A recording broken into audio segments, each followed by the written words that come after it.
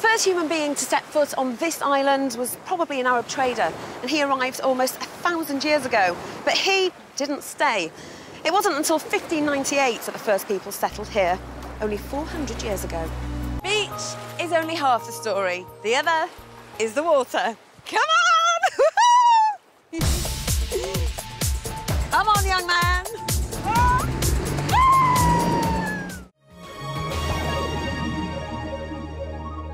There are places in the northwest where you can live legally on water all year round. Places like Middlewich in Cheshire, where a narrowboat community has flourished because people had a dream and they were determined to make it come true. Just try and conjure just how amazing this is. Aromas of icing sugar and vanilla, notes of citrus and cinnamon. Definite mocha. Definite. Yum.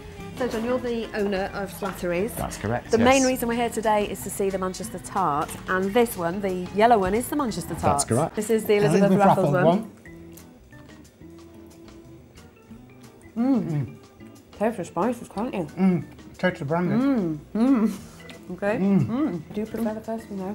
Do you? Don't know why. No, it's not the brandy. Honest. There are over 10 species of fish in these waters, but what attracts the big game fishermen? Well, it's size. That's what it's all about. Here we've got blue and black marlin. Oh God, this is tough. Shark, tuna, sea bream. That's just a few of them. But right now, I think I'm gonna hook one. I hope. When you think of Dubai, you think of sand and heat, and perhaps more sand and more heat. You certainly don't think snow. Now, above the Arctic Circle here in northern Finland, it's all snow, and this white stuff is the foundation of the tourism industry. Thousands of people flock here every winter, hoping to catch sight of reindeer, huskies, or Father Christmas. Ironically, though, the snow is here for 7 months of the year, whereas in Dubai, it's all year round. I kid you not. Now, though, bingo may not be an Olympic sport, but if it were, Anthony would certainly be taking the gold. He's our very own Steve Redgrave, and I've seen you in your pants, and you look delightful, Anthony. Now, if you're playing online, the computer might not be marking your cards, but the system is absolutely fine. It's playing the game, and you'll get an email to confirm your win. Computer, sock it to me, baby! Love it. Right, let's do it. Let's make more winners. One day in and already Mauritius has lived up to my expectations of being a dream, luxurious, tropical destination. But as Port Louis has already proven, Mauritius does have a lot more to offer, so I am being dragged out of this pool to explore it. Please, can I just have one more hour?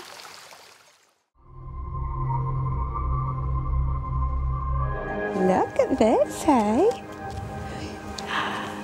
There are about 1,200 red squirrels left in Sefton, 200 of them in the National Trust woods. It's amazing, isn't it? Fantastic. These squirrels can actually bite, can you believe? Wow, never been so close. That's a rather friendly one. Live from the BBC in Manchester, it's Children in Need with Nichola Dixon.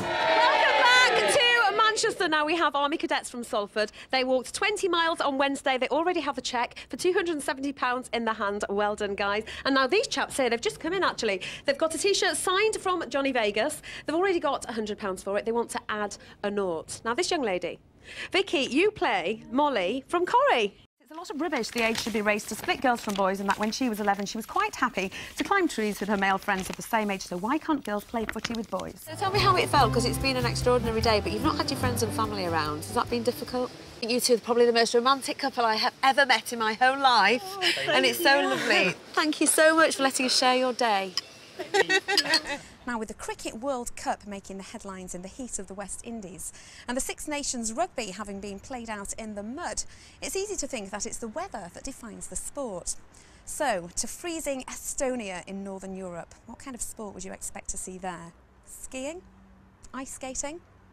Snow darts? Ice Skittles. We're not that far away from the tournament, so I thought I'd grab Eddie Seward, the head groundsman here, to ask him just how the British weather and tennis get along, because it's not really the best combination. It's a constant topic of debate, the climate change, but how does it affect you and the game here? There is more to this five-star approach than meets the eye. It's limited space that inspires the Mauritians' approach to tourism. The idea is to maximise income whilst minimalising the effects on the environment. So what's good for me is good for the planet. And it works for me.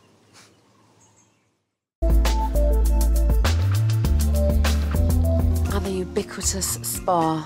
This one ranks 3rd in the world with Condé Nast Traveller. Well, are you rubbing it in because you're going on your jollies, young man? I am indeed. Yeah, whatever, thanks. It's not going to be sunny where you're going. It will be, OK. Now, as we have Sean Lloyd as our star player tonight, I thought it would be a good idea to look at some lucky winners' weather on our bingo map. So let's head out into the night, through the cumulonimbus clouds, make them sound beautiful, but blooming awful, and have a look at what the weather is going to be doing around your way when you wake up in the morning.